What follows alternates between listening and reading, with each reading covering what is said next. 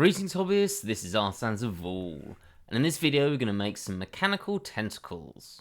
So we need a base point on what to model this on, and Dr. Octopus from Spider-Man seems like a great Saturday morning cartoon focus for this, but I want to go a little bit more detailed than that and add in some trickier elements that might make this a bit harder, but luckily we can overcome some of those difficulties if we know the right ways to manipulate some add-ons in Blender. So let's start with our curve that we're going to need. So I'm going to bring in a Bezier curve, and importantly for this to work easily, again you can overcome all of this, but it just makes life a lot easier. What I'm going to do is only modify these handles. So let's come into side view, and then I'm going to G that, rotate that around a little bit, let's scale that up, and then we'll do the same thing over here. So let's rotate that and scale that a little bit up there. But importantly, I'm scaling up the handles. I'm not in object mode scaling up this whole thing because it'll just give us a little bit more that we have to deal with, and I don't want that. I want this to be nice and easy and not cause me any problems. So we've got our tentacle here. Let's sort of put that down to about there. Nice interesting shape. Let's rotate that one around a little bit as well, just so it's not as twisted, and we're going to work with that. Now importantly, the reason why we didn't want to scale this up separately is that we want these handles here, if I press my N menu to come up with item, to have a radius of 1. Whereas if I then S to scale this up and then go into any of these modes, then my radius looks like it's 1, but as soon as I Control and A and apply the scale and go back in, it now gets higher. And we're going to want to apply the scale at points of this. So I'm just going to undo that to the point where we don't have our radius any higher. So let's make the basic shape of our tentacle, pretty much the inner core that the other segments are going to work off of. So we can do this over here, but I've got an add-on called Cable Rater, and this makes life a lot easier. It's also quite nice to demonstrate some of the things that it can do. So let's Shift Alt and C, and I'm going to edit the cable, and we get this menu. Now at this point, none of this is things that can't be done over here. It just is a nicer layout, but some of the things we're going to do later really are sped up with this add-on. You can do this without it, but the whole point of add-ons is to save you time, and this one definitely does. So I'm just going to press S to scale this up to, let's go with about there, I think. I also want to fill the caps, so we've got no caps and we want this to be a solid object, so I'm going to press C. Now this actually doesn't fill them perfectly. I'll talk about that at the end, just to talk about how we can clear that up. It takes seconds if that. And then I do want this to be tapered, so I'm going to click off. And what I'm going to do is go into edit mode, and I'll select this end handle there, and I'm going to go to the radius, and I'm going to shrink it down. Now what this means is you get a lot of control over these vertex points. So for example, I could scale this one up or down as well to have this flow nicely. Now what I'm actually going to do, thinking that I want this to be maybe a little bit thicker there, I want this end point, the beginning of my tentacle, to have a radius of 1. So what I'm actually going to do is bring the radius of that one down slightly, maybe that one a little bit more, and then I'll come into object mode, Shift Alt and C, and then again edit cable using Cable Rater and just S to up that width slightly. But importantly, that leaves this with a radius of 1, which makes it very easy for us to judge when we're adding things to this how thick it's going to be. Now we have got one other problem here, and that is, if you can see, we've got all of these segments, and they're really quite obvious if we look here, here, here, and here where we've got these corners. Now this becomes even easier to see if I put on wireframe, and we can see where each of these are. And what this is, if I go to edit mode, we've got our 2 handles here, and at the moment there's 12 segments between each of these handles. Now that is also determined over here. We've got resolution, so we can change it there, or we can Shift Alt C, edit cable, and then we've got our resolution is F, so I can just scroll that up after pressing F and get to 32. You can see it's changed it over there as well. So at this point, Cable Rater just gives us access to all these settings without having to fiddle around and look at it, and we can have our modifiers up and not have to go into that at all. Now I want to put on the segment, so what I'm going to do is Shift A, Mesh, and then bring in a cylinder. That's way too big, so let's S and scale that down, and then we can judge this because we know that this has got a radius of 1 at the top, so we can use it as a good starting point. And I think I want it to be about that much wider, and let's make it a little bit longer. So there, and then I'm going to Control and A, and importantly I need to apply the scale of this, At the moment it's all messed up. So let's scale that, and now we're ready to go. So putting objects onto a cable is not hugely difficult in Blender. It's just a combination of an array and a curve modifier. And then if you want it a little bit further down, you can kind of guesstimate it, or you can use a displace modifier. But when doing this, you've got to make sure that your origins are all in the same place. It does get a little tedious. Cable Rater, as well as having many amazing other functions which go vastly beyond this. And if you want to see some of those functions, there's links in the description to have a look at a couple of videos that I've done on those previously. There's also a link to where you can buy Cable Rater, as well as Hardots, which you're going to use later. And those are affiliate links, so they don't cost you any more, but they do help support the channel a little bit. So if you are interested in these, it would be massively appreciated if you use those links. So what Cable Rater does is effectively I can just click my curve and the object, and it actually doesn't matter which order you do this in. Cable Rater will work it out for you, which is awesome. Shift Alt and C, and then I can add or edit a segment. You can see how many other options and things there are to this as well. So let's click that, and we get our segment. Now this makes this very easy to work off of. I can just press D to displace this down. If I just click off and click on here, what that's done is add a displacement modifier here, so you can fiddle around with it here as well. It's automatically added the curve modifier, it's sorted out what direction everything is, so the deform axis, and it's automatically sorted out that the origin of this is now at the origin of the other one. So it saved all of that fiddling around. I can also, now that this has been done once, just click on the object. So Shift Alt and C, add or edit segment. I'm going to click A to add in an array, and I'm going to press S, and I can move this a little bit further, and then I can press C, and then scroll up and add to the count of this, so I've got more segments to my piece. So all very, very easy to use. And if I click here, you can see it's added all of those modifiers on in the correct order for this to work the most effectively. But this isn't perfect at this point, and that's not Cable Rater's fault, that's my setup.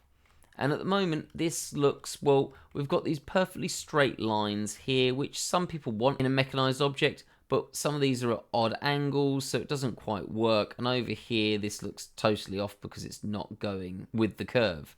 Now, if we talk about something mechanically accurate, this should not, being metal, be able to curve round. But I'm going to take a bit of artistic license with this because it's going to make it overall look better, and I actually want this flowing with the curve.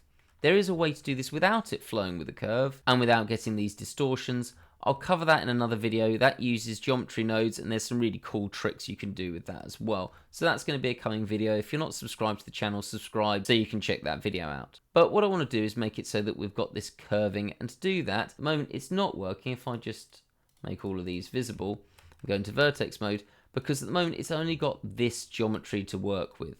What we need to do is give it more geometry to be able to effectively curve round. So I'm going to go to the first object, Control and R to add in an edge loop, and I'm just going to scroll up to about there, click, and then escape, and then straight away we've got this much better curve and this better flow along our cable.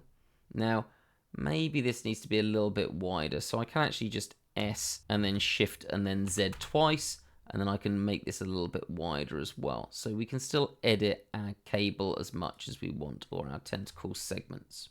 Yeah, that'll do.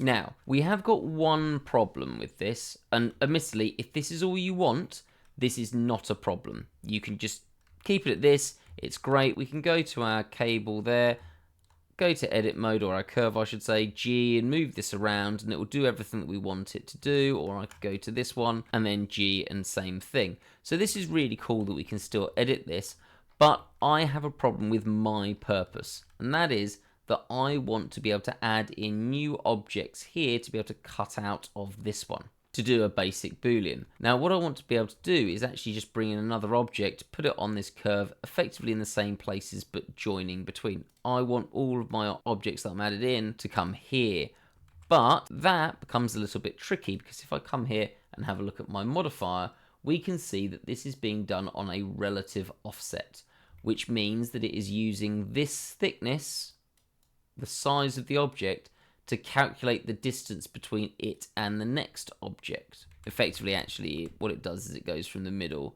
to the middle. And I don't want that. I want it to be a constant offset, and we can get rid of this and do constant offset and things like that. But with hard ops, this becomes actually quite a bit easier. What we can do is, now that we've got this set up with Cable Rater, I can press Q. Now do remember, you can do this manually through here as well. You don't need to have hard ops, though if you're interested in hard surface modeling, I don't know why you wouldn't have hard ops and box cutter. They're absolutely fantastic. But I'm going to press Q, click this array V2, which is another way that I can move these back and forwards now that I've set this up with Cable Rater. And if I press R, I can change this from being relative to being constant. Now at the moment that will work in the Z axis as well, but it automatically starts with an X of 1. Now if I just escape that and undo it, you can actually sort that out. Over here we have this starting on the constant offset with 1 on it. If I type that in as 0 and then come back to here, again you can do this all over here, but if I just press Q, array, R to change it to constant offset, and then drag that down because it's already in Z, we can get this to the correct point. And this is now working on a constant offset. So I reckon about there looks perfect. This means that we don't have the relative offset, it's automatically on constant offset, and that's what I want. Now just something to be warned of, if you ever want to edit this segment in a way, I would now do this over here or using the Q menu and the array function there. If you try to use box cutter, Shift Alt and C and add or edit segment, it will automatically change this back to being relative. I'm just going to undo that. Now that's only true for this segment. You can change everything about this cable still, so I can still Shift Alt and C, edit cable, and then press S to change the thickness, and it's not going to have any negative effects at all. And in fact, we're going to do that in a second to help get some slightly cleaner geometry. I will say this geometry isn't particularly unclean, but there are some things we can do to make this better. So let's come back into wireframe and you can see what I'm going to do. So the first thing I'm going to do is go into face mode, and I'm just going to press I to inset that face a bit, click M and then merge at center. And then I'm going to do the same thing at the bottom. So I, click M and then at center. So now if I just look at this by itself, we've got these all coming to a point in the center, making triangles. Don't really want triangles. To be fair, n-gons aren't much of a problem, but it is sometimes nicer when we're going to get this being quite complex to have quads. So what I'm going to do is give as many places as quads as possible. The bits that I cut out probably won't be, but this we can probably get pretty sorted. So what I'm going to do is click on this central section, Shift Alt and C, edit cable, and I want to make this more rounded and to match up these segments in the center. So to do that, I need to change the bevel resolution. So I'm just going to click V, scroll up until I get to the point where these match up. There we go. Now at this point, what that means is this will always be quads. So we've got a quad there and a quad there when we boolean this together, and the same thing here. And that goes even with the changing of the size of the segments and the cable, that will still work out all the way to the bottom. So it makes this nice and neat. At this point, I've got everything working really well. I can still modify and edit my cable in any way that I want. I could come to this and change my count to be, instead of a fixed count, to be based on the length of the curve. So that's an option as well. I just don't really need it for this, but you could do that if you wanted. So what we're going to do now is cut out some segments here. So let's have a look at how we're going to do that. What I'm going to do is bring in a cube there. Let's scale that down a little bit. And I'm going to bring this to here to use it again. Because this has a radius of 1 on the handle, I can use this as a pretty good guide. So let's bring that in. Let's S and Z that down. Is that going to be a bit too wide? Let's do that a little bit more there. And then I'm just going to bring this in, and I want this to just a little bit stick out the edge. So actually that's pretty good. We'll see how that goes. I can always edit it later. So I'm just going to G and bring that off to the side, and we could just set this up again using Cable Rater. But I don't want to have to go through all of that. With the right add-ons, we can now manipulate what we've got here very quickly. What I actually want to do is get all of these modifiers exactly the same onto this. And we can do that with Blender very easily. If I just go to Edit, Preferences, and Add-ons, if I type in Copy, you need to activate this Copy Attributes menu. And what that will allow you to do is click on the thing you want to copy the modifiers to. This is a little counterintuitive. I would have thought it's the other way around, but there's a reason for it. So we want to click on the thing we want to add the modifiers to. What that means is that if there was two things, I could click on both of them, And then finally, the last thing is what we want to copy the modifiers from. So again, if we had lots of copies, we could select all of them and then copy this and put all the modifiers onto those objects. Then I'm going to press Ctrl and C, and I'm just going to click Copy Modifiers. But before we do that, I just realized that I haven't applied the scale to this. This would mess this up entirely. So Ctrl and A and scale, so that's 1, and then this is still 1. So click the object we want to copy to, click the object we want to copy from, Ctrl and C, and then copy modifiers. And, oh, it's gone a bit weird. So why has that happened? Well, the reason that's happened is because we've got the origin of this up here, and the origin of our cable, or our curve, all the way down here.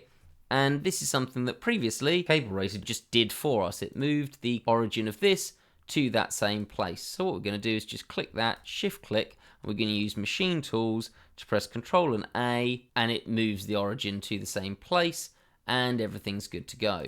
Now, that is using Machine Tools. Machine Tools is a free add-on. You can get it from Gumroad. I really recommend you do. If I just type in Machine, if you haven't got it already, what you need to do is make sure that you have got that Align option activated. And for something we're going to do later, I would also have that Geometry Cleanup button activated as well. So we will be using that later. And once again, this is free, and there's a link in the description. Now that we've got that, we've got these segments coming along here, and we do want to move these down a little bit. Now, bearing in mind that this is now the correct distance apart because it has copied this constant offset, what I don't want to do is use Cable Rater to actually move this. I'm just going to come here and change the displacement and move that down to about there. And that looks pretty good. I've got 1, 2 and more than a half there, and then 1, 2 and more than a half there. That will more than do, and because this is at a constant offset, I can see that that's going to keep happening all the way down to the end of my object. Though I don't need to connect to here, so what I'm actually going to do is come to my array and down the count by 1.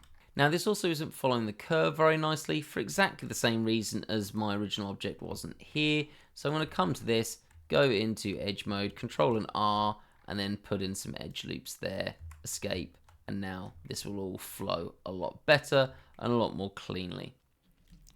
So what we're going to do is we're going to boolean this out of these segments here, but before I do that, while this looks pretty good, let's take off the wireframe, I can make this a little bit more interesting. Now, it's up to you whether you want to do this or not, but if I click on my central core, the curve, and then go into edit mode and select that top one, we've got this option here to change the tilt.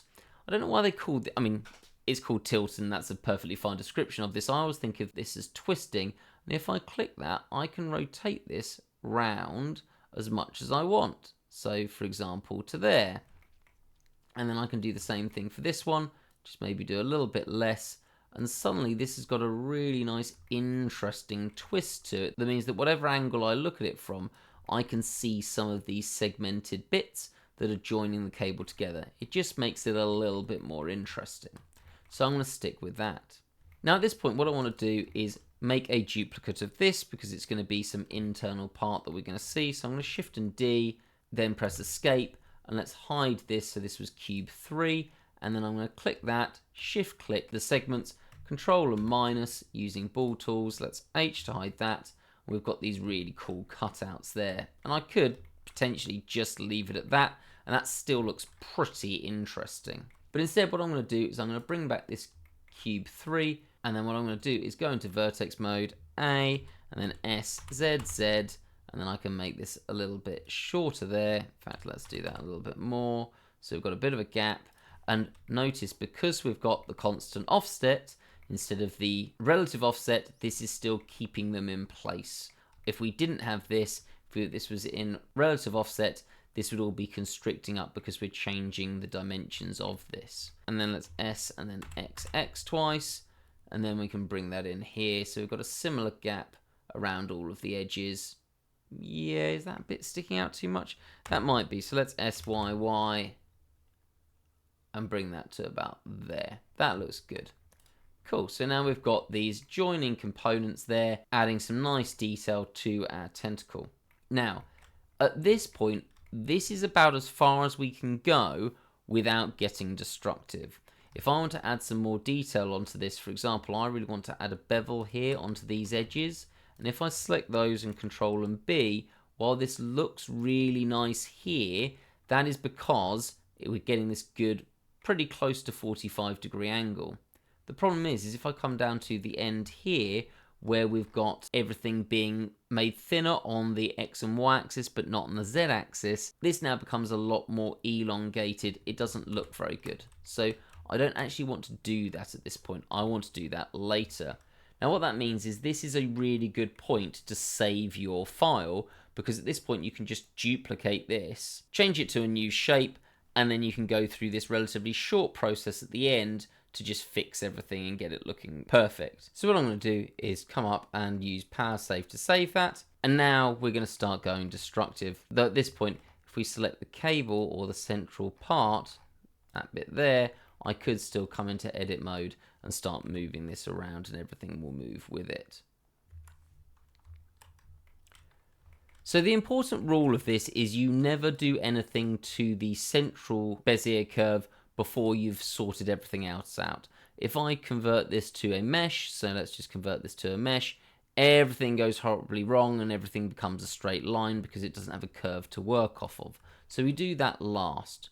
So at this point we need to start applying things.